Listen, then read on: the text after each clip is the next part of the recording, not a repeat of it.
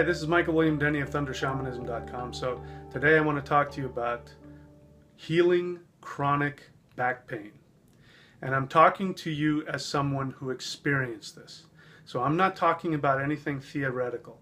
I myself suffered from debilitating chronic back pain for years, off and on throughout my adulthood.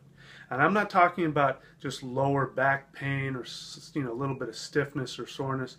I'm talking about having just incredibly painful back spasms where your back goes into total spasm and you're flat on your back for a week at a time. Now, if you've never had back spasms, you don't know what I'm talking about.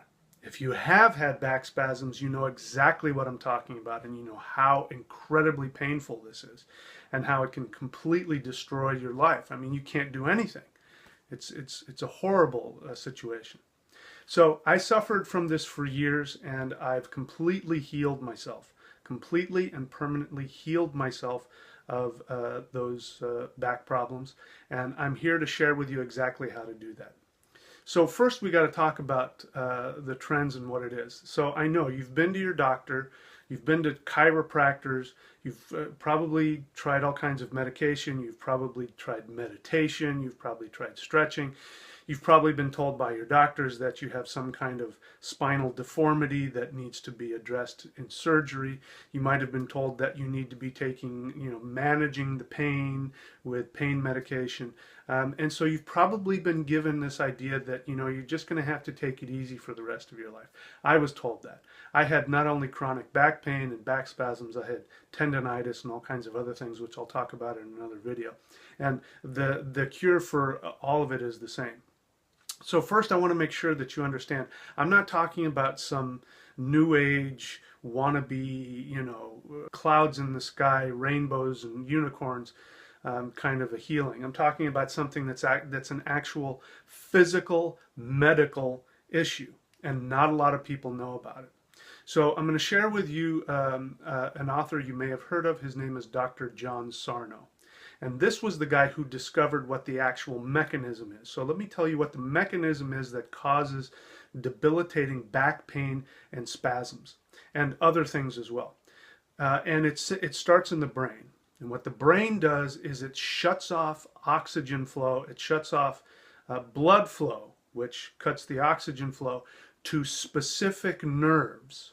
So the nerve tissues get starved for oxygen, and then what ends up happening is that it goes into spasm. And it'll stay like that for, as you know, sometimes for, a week or more. It can be horrible. And no matter what you do, it just makes it worse. And you just got to sit there for a week and wait for it to pass. And it's a result of what the brain does. The brain shuts off blood flow to specific nerve tissue and muscle tissue, and then it goes into spasm. So what has to happen is you have to short circuit that. You have to get the brain to stop doing that. In fact, you have to get the brain to send oxygen to the tissues, not away from it. Now this is where it gets tricky. So before I get into some of the other stuff, let me just tell you that just knowing that information isn't always going to be enough. Sometimes that's enough. Because, and here's the scenario that how he figured this out. This guy is a medical doctor, physical doctor who looks at people's structure, and he dealt with back injuries and back issues.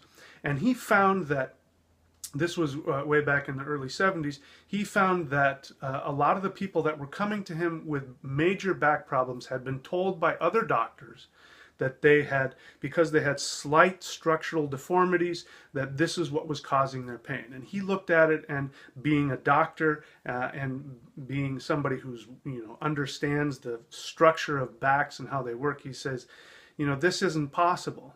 This is just a minor deformity. We all have deformities. This deformity is not enough to cause the problems that you're experiencing. It must be something else. And he kept seeing this over and over and over and over again. So he started wondering what it was. And one of the things he found out is that when he addressed the issue with his patients and got them to accept the idea that their back pain was not structural, that it was a result of the brain shutting off oxygen, blood flow to nerve tissue, Once they got that and they accepted that idea and nothing else, their back pain would disappear, because it would send a message to the brain to stop doing that. And I'll get into why the brain does that. But first, that's the main thing that has to happen. You have to understand that. But again, that intellectual knowledge by itself isn't enough all the time. There needs to be more. But let me give you some more evidence to support this. What he saw was that, if you remember, if you're old enough like me, you remember that in the 60s and early 70s, the thing that everybody was suffering from was stomach ulcers. And this was a big problem, especially through the 60s. By the time of the early 70s, it became well established and understood that stomach ulcers were a direct result of stress. That stress was the cause for stomach ulcers. And this was easy for people to understand because, there's nothing structurally wrong with the stomach. It's from acid. The idea was that it was acid eating through into the tissue. And so, if you're stressed out, you create more acid in the stomach, which eats through the lining. And so it was easy for people to get. And once it started being printed in newspapers that, stress causes stomach ulcers, and once society as a whole accepted this idea, that this was a medical fact, they disappeared. Stomach ulcers disappeared. That's all that people needed to do, was to understand it was stress related. And once they understood that, the whole phenomenon disappeared. I mean, do you know anybody that has stomach ulcers? I don't know anybody that has stomach ulcers. But I know a ton of people with back pain. I know a ton of people that have had back surgery. And that's another thing too. People get these surgeries because doctors see a deformity, or you got a bulging disc, or you got this. So we have to fuse the bones together, and then they get temporary relief, and then it comes back worse than ever, and now they're stuck with this fused back and anything like that. So what he noticed is that once society accepted the idea that stomach ulcers were a direct result of stress, that stomach ulcers disappeared and that back pain started appearing. It started replacing. And we've had back pain ever since then, and all kinds of back problems. And so I was one of these people like you. Now, I had heard of Dr. Sarno's book, and I read it in my 30s, and I didn't completely digest the whole concept, but I looked at it and I actually had some relief. Because here's the theory. The theory is that if you understand that the brain is doing it as a result of your own stress, that then the brain will stop doing that once you understand what its MO, what it's trying to do. Now, let's get into why it does this. It does this because this is what's called psychosomatic. Now, psychosomatic does not mean that you're imagining it. Psychosomatic illnesses mean that the illness is real, but it has its roots in psychological issues. In other words, when you have a psychological issue, the brain and the body are connected and they react to that. So we're not talking about people who are hypochondriacs who think they have something and they're creating it in their mind. We're talking about real issues, real physiological changes and issues that are a result of the brain shutting off oxygen, and shutting off blood flow to certain body parts. Now, why does it do it? Well, it's a survival mechanism. And understand that, things are very different. When we were, hunter-gatherers and we lived in an immediate environment and the dangers were immediate and all that, our bodies and our minds worked in a very different way. I've experienced this as well. When we're under a lot of stress, the brain can do all kinds of things to keep you going, even if you're injured, until you're in a safe spot, and then the brain will allow you to feel the pain. Well, this is sort of like that in reverse. And what it is that the stress, stress is just a general word, but what it really means is that you're in a condition that is causing you a lot of emotional tension. And not only that, it gets to the point of rage. Now, we can't function if we're in a state of rage. So the brain has to figure out a survival mechanism. The rage isn't going away because you're living in a situation, or you're living in a job, or there's something going on that you're having a lot of problems with, but you can't fix the problem, and so you're in this constant state of rage. And so the brain says, listen, we have to do something, because either this person is going to go crazy, or so we've got to get this person in survival mode. And so these kinds of injuries are here to help you stay in survival mode in untenable situations. So this could be problems with job. This could be problems, personal issues surrounding success. It could be relationship issues. Mine were surrounded with a relationship issue. In my 30s, it was because I was unhappy with my progress in terms of, my status in the world and, being a success and all of that. I wasn't satisfied, and it was causing me rage, and I felt trapped, and this was causing emotional difficulties for me. And what my brain did is it said, listen, the rage he's starting to experience is unacceptable, so we've got to distract him. So my brain would shut off oxygen flow, blood flow to certain parts of my back, and then my back would go into spasm, and then I'd have to be flat on my back. And it distracted me from the very real rage that I was feeling, because I was feeling trapped in my life.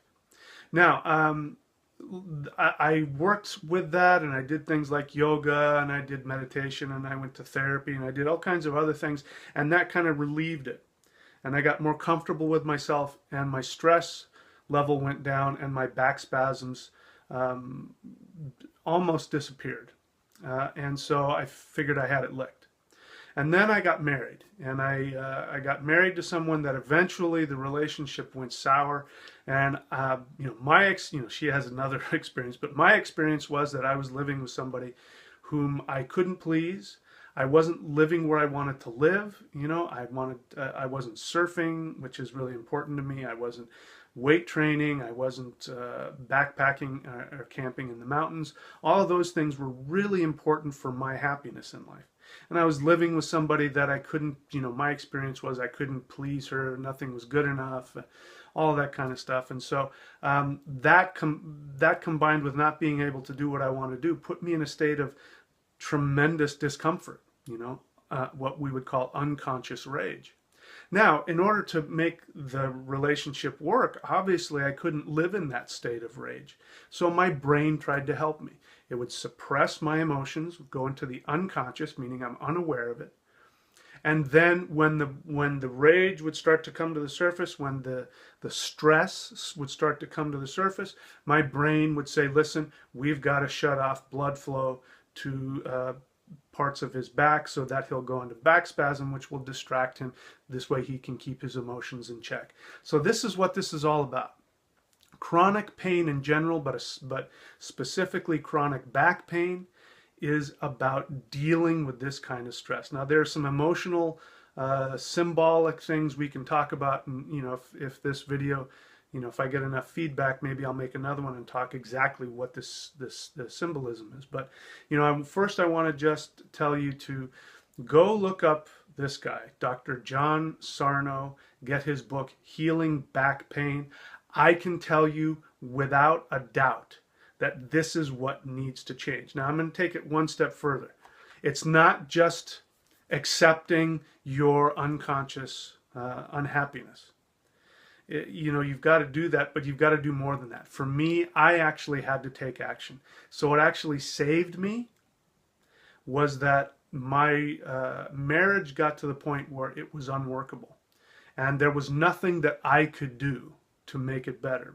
My experience was my ex-wife was making life so miserable for me that no matter how hard I tried to meet her and to make her happy, I couldn't, and the things that she was asking me to do was actually impossible, so I had no choice but to leave the marriage.